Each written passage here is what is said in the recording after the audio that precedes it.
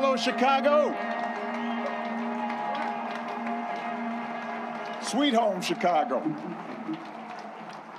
Please have a seat. Thank you, Punihi, for that outstanding introduction. President and Mrs. Bush, President and Secretary Clinton, thank you for being with us today and for your devotion to our country.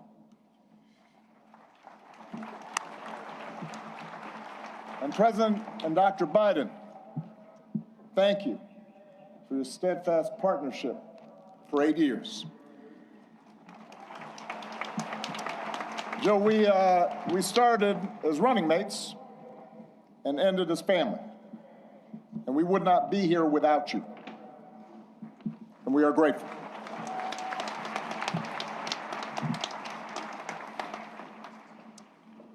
To our amazing foundation staff and our amazing board, to Governor Pritzker, Mayor Johnson, thank you for making this center possible. To congressional leaders and foreign dignitaries who've made the trip, I cherish our partnership together and all we got accomplished together. Thank you.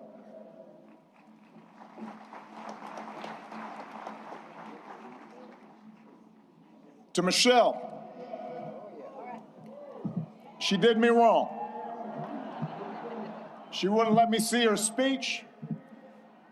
She knew she was going to mess me up, and she did it anyway.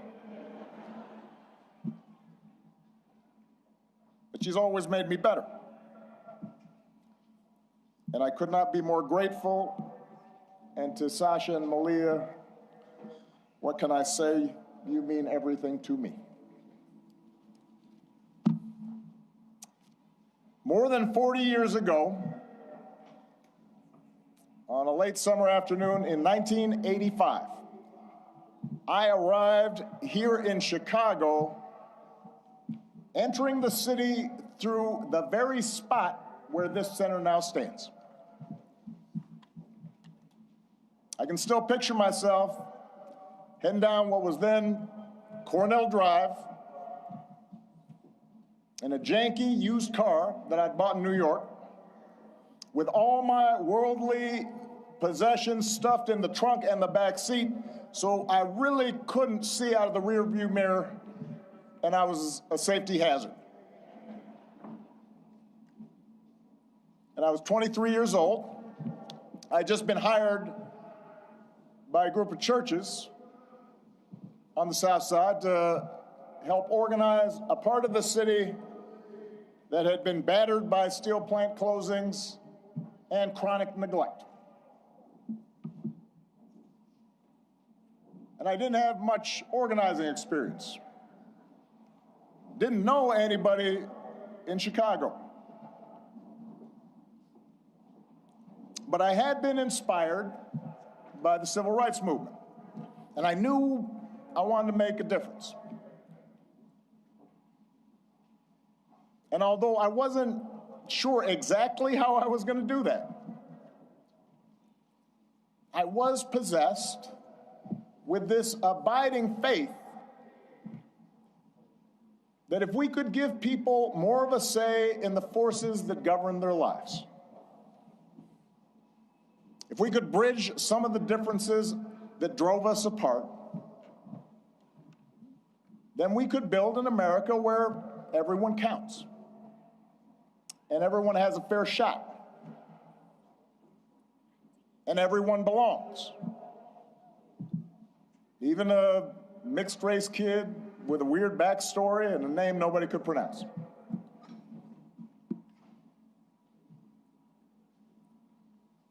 And it was here, in this city, a city of broad shoulders, that I found what I was looking for.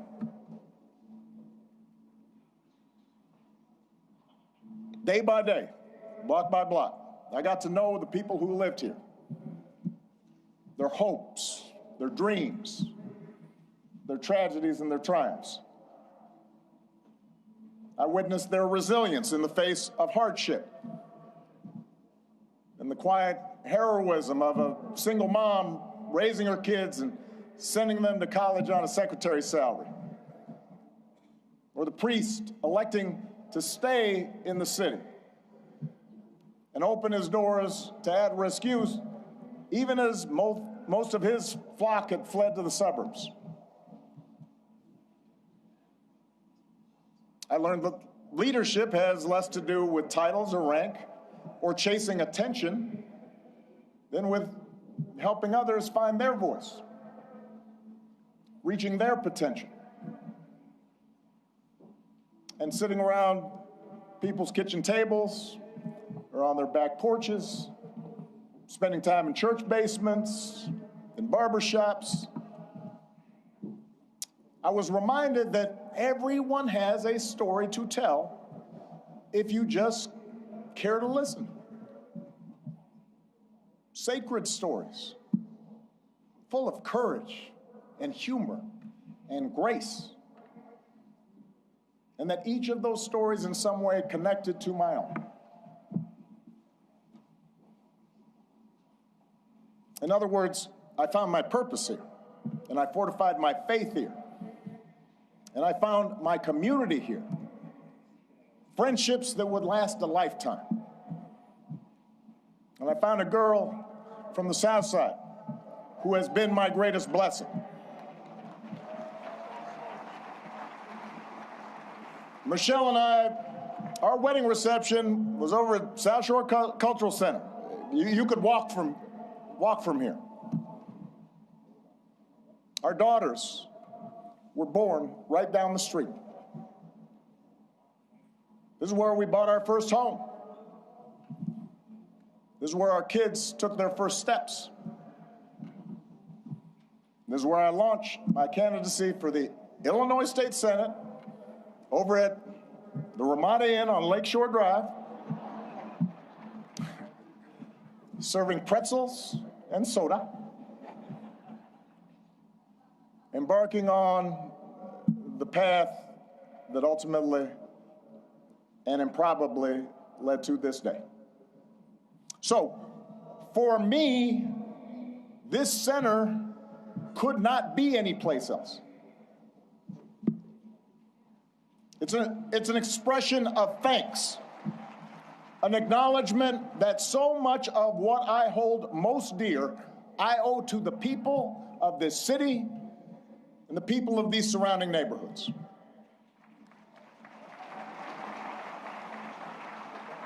And it's why we designed the center not to be some lifeless mausoleum. I am too young for that.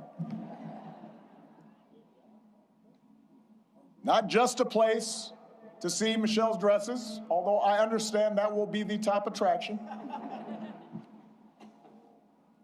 We wanted it to be a vibrant, living celebration of community, where we can learn together and share the joys of art and music and sport and play.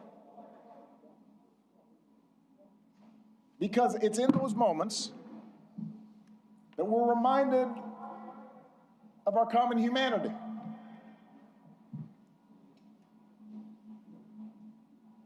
And strengthen the bonds of trust that not only make our lives richer, but make our democracy stronger.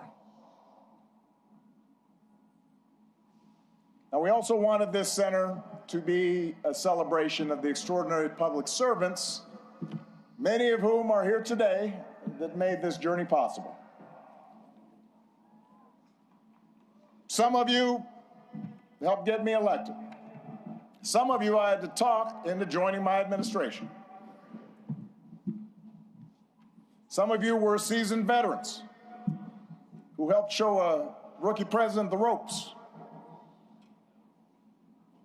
But a lot of you were younger than I was when I first drove into this city. And we're all a bit older now. Many of you have children of your own, even grandchildren. But the passage of time has only deepened my admiration for your talent and your dedication and your skill. It's only deepened my gratitude for how much you and your families sacrificed to make this country better. So when you visit this center today or in days to come, I hope you see yourselves and your hard work reflected in every exhibit. And I hope you take pride in what we accomplish together. You made that happen.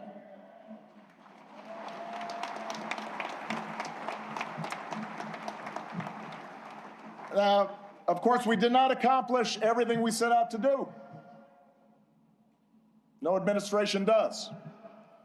Some of the exhibits reflect unfinished business. In some cases, my own shortcomings and mistakes. In some cases, because, as a sign I kept on the Resolute desk read, hard things are hard. And that's especially true in a big, raucous, diverse, argumentative democracy like the United States of America. Everybody's got an opinion. And that means getting stuff done involves reconciling the demands of a couple of 100 million people. Democracy can be frustrating. It can be slow. It can be inefficient.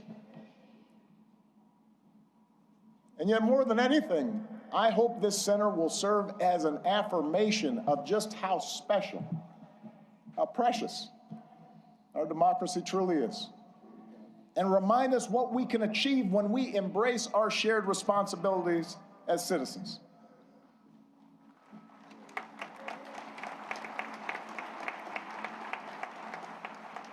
And since we're a few weeks away from America's 250th birthday, it is worth remembering just how radical the whole idea of self-government really was back in 1776. To that point, human history was a tale of conquest and caste and rigid hierarchies. A world where the strong dominated the weak, where power and wealth and status flowed through lineage, and the many were ruled by the few. But out of the fire and steel of a revolution, a different story took flight on this continent.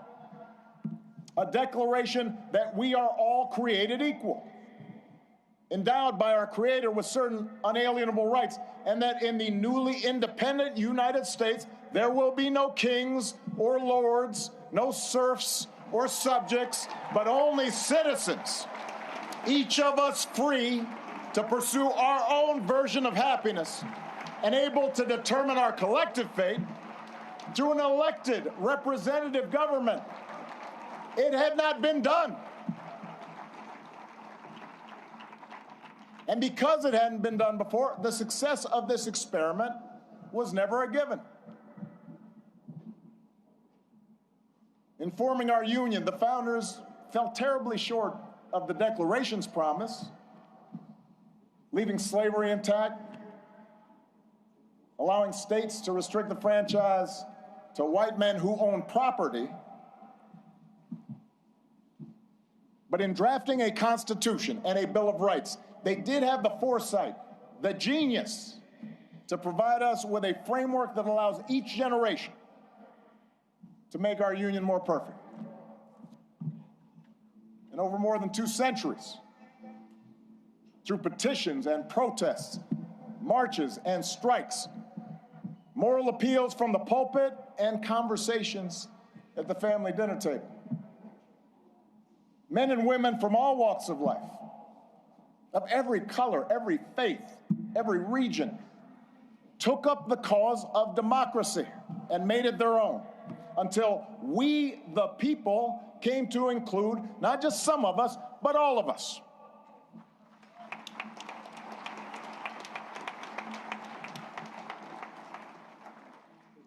And that's why the story we tell in this building begins not with Michelle's origins or my origins, but with our nation's, with a founding era print of the Declaration of Independence, and a pen and ink stand used by Frederick Douglass.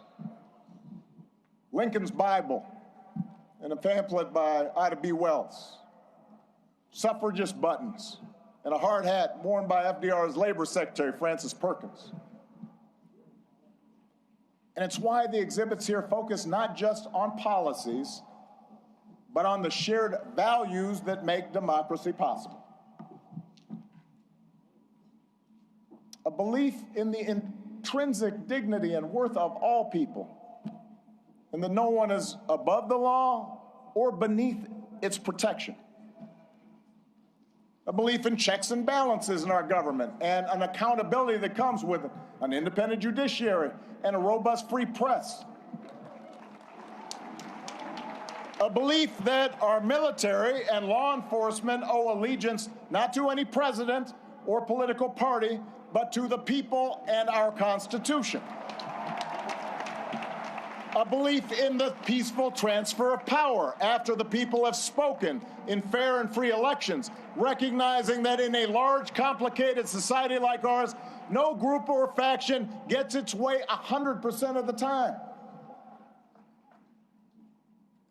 And a belief that qualities of character, honesty, integrity, kindness, compassion, a sense of duty and honor, those things matter in our public dealings, just as they do in our private lives. These are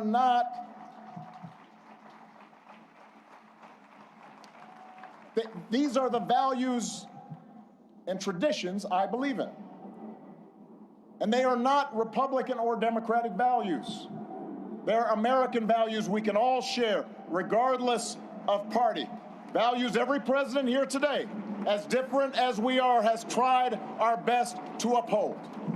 Values that John McCain and Mitt Romney believed in no less than I did. It is our greatest inheritance, the story of America at its best, because it reflects a basic faith in the decency of our fellow citizens and the possibility that, despite all of our differences, we can see each other and understand one another and make common cause together.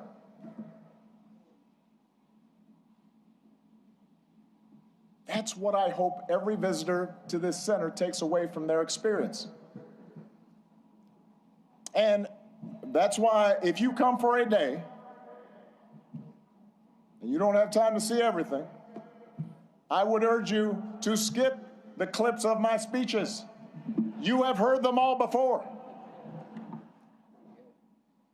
In favor of the stories of those ordinary citizens who helped make that change happen. The cancer survivor who feared rising premiums would force her out of her home and was brave enough to speak out about it. She's why we pushed so hard for health care reform. The small business owner trying to keep the lights on. The teenage girl who told me she was worried her dad might lose his job in the auto crisis. They're why we focus so relentlessly on pulling our economy back from the Great Recession. The wounded warrior overcoming debilitating injuries. The gay Air Force major serving her country even when forced to hide who she was. They're why we worked to end Don't Ask, Don't Tell and care for those who've worn our country's uniform and do right by our military families. It's their voices that led to our successes. And while going through the exhibits, I'd also ask you to listen to the voices of people around the world who've been inspired by American ideas. Yes, America has made its share of foreign policy mistakes. Our actions have not always matched our rhetoric. We've learned that we can't solve every conflict or stop every atrocity around the globe, but at our best, the United States has been an undeniable force for good in the world. And what I heard on every continent as president is that when American foreign policy lives up to our highest ideals, when we champion human rights and democracy and the sound stewardship of our planet, when we take the lead in eradicating disease and feeding the hungry and educating children, when we encourage cooperation between nations, instead of trying to dominate and bully and squeeze every advantage just because we can. And most of all, when we show through our example here at home that even a country as big and diverse as ours can make democracy work, it turns out all nations, including ours, become more prosperous and secure. And the world gets a little bit brighter.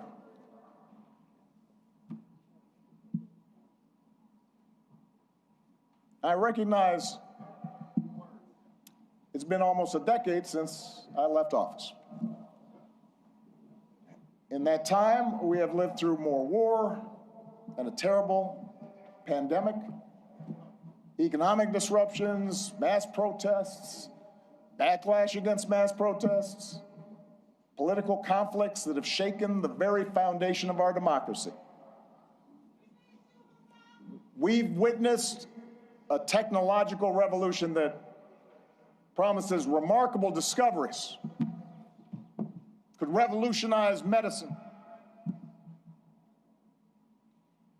but is also accelerating inequality, that puts all the world's information in the palm of our hands, but somehow makes it harder for us to tell a truth from a lie, that connects us instantly like never before, even as it makes us more distrustful and more withdrawn and more fearful and more isolated from each other. It's a lot. For millions of people in this country and around the world, the future feels uncertain, the ground unstable beneath our feet. And as algorithms keep feeding us a steady stream of distraction and outrage, as only the loudest, most extreme voices get attention, fanning our prejudices, appealing to our basest, most tribal instincts, it's tempting to give in to cynicism and even despair, to stop trying. We start thinking that appeals to democracy and civic participation are corny and old-fashioned and boring and naive. That the very idea of working on behalf of the common good is a sucker's bet. And that in order for us to win, somebody else has got to lose. I get it. I am not immune to anger or doubt. But I do know this.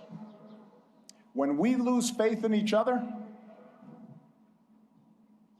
when we stop believing that voting matters, that citizenship matters, that our collective voices matter, that how we treat each other no longer matters, then we give away our power to decide our own futures. We open the door to the most ruthless, or the most careless, or the most fearful among us, who see some groups and some people as more equal than others, and see government as nothing more than a way to divvy up the spoils and punish enemies and keep those who are different in their place.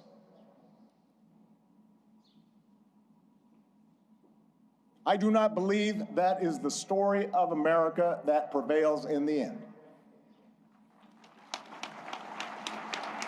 I don't believe it because for us to give up, for us to give in now, after all this country's been through, to cynicism and division would be a betrayal of our founding ideas, a betrayal of our faith. And I remain convinced that the overwhelming majority of Americans feel the same way.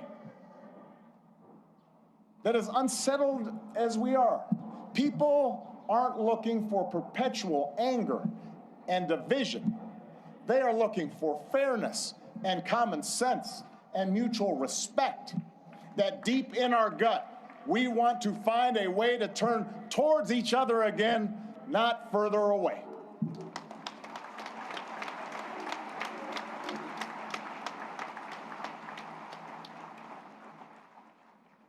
I believe this because I've seen it all across our country.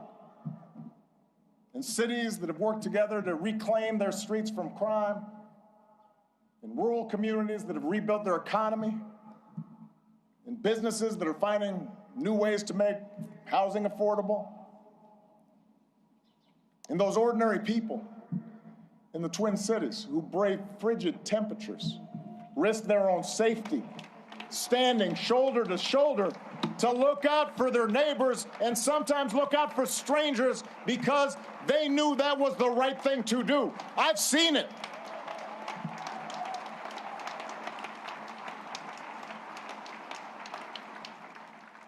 And I've seen it in a new generation of leaders here and around the world, like Puniha and Addison. Leaders who are determined to make our governments and our economies and our societies work for everyone. Obama Foundation leaders like Hannah, a Food Corps member from rural Ohio who's helping ensure every child has access to at least one nourishing meal. Or George, an entrepreneur whose nonprofit helps get unused, unexpired medicine, often at no cost, to people who need it. Or Zuzana, a human rights lawyer in Poland, who's won more than 30 landmark cases.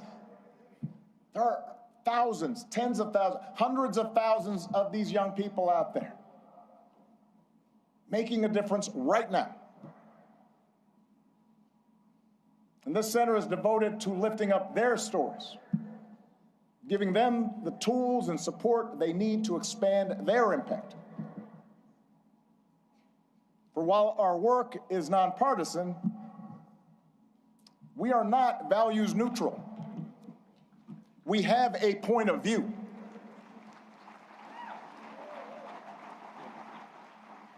The exhibits in the center are not meant to evoke nostalgia for some gauzy bygone era, some unattainable past that we can dream about and say, oh, we miss you, Barack. They're meant to remind us of who we can be, to remind us of what's possible, so we can forge ahead, clear-eyed and confident, and do the work that still needs to be done. We can learn from the past, but America's story isn't frozen in the past.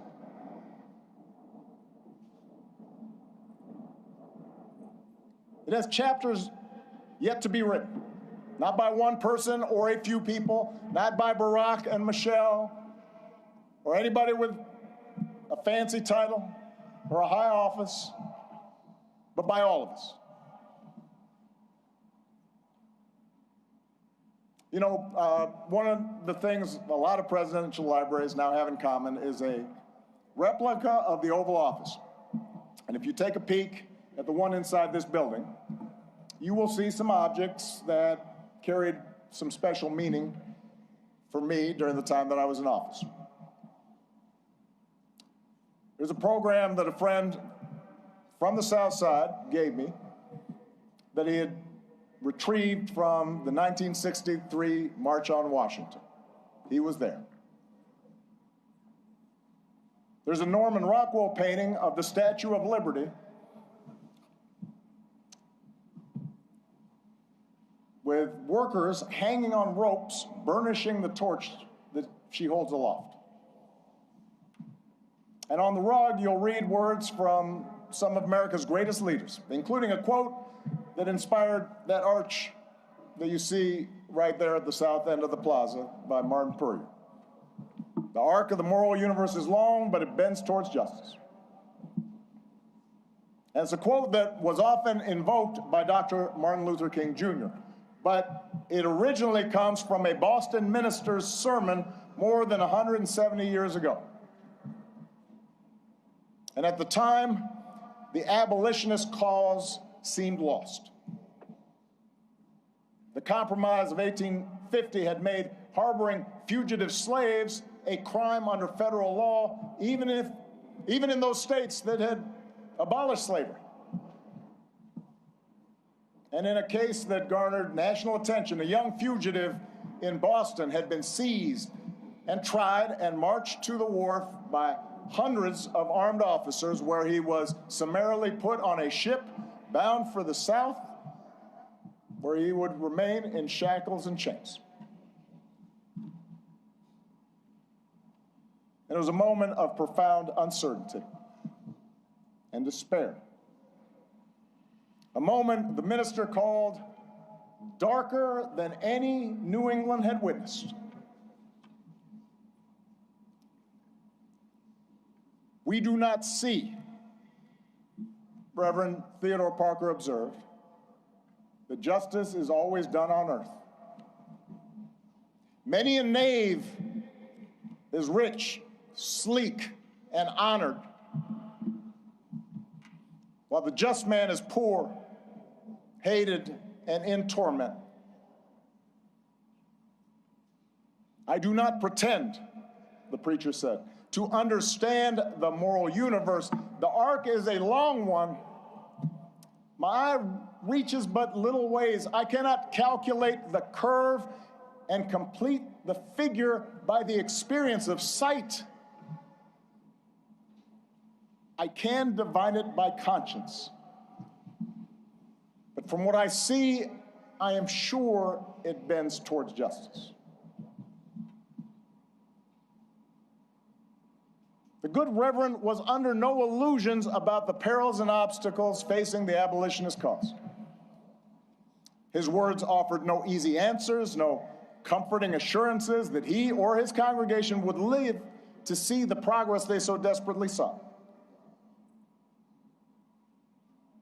Rather, his was a declaration of faith, a defiant call, not to abandon hope or give way to fear, but to stay true to our better selves and true to one another, and to keep fighting to fulfill the promise of this nation, even in the face of cruelty and bitter disappointment, even in the face of impossible odds.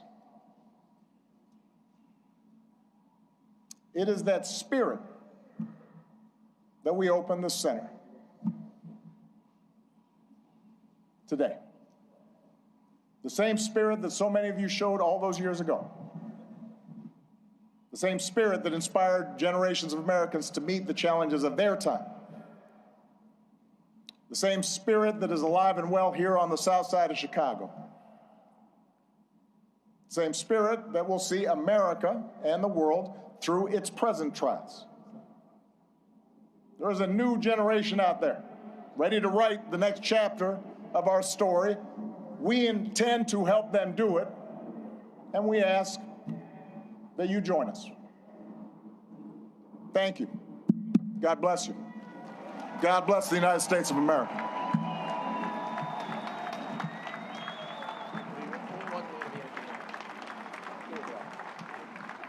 Heads up, win.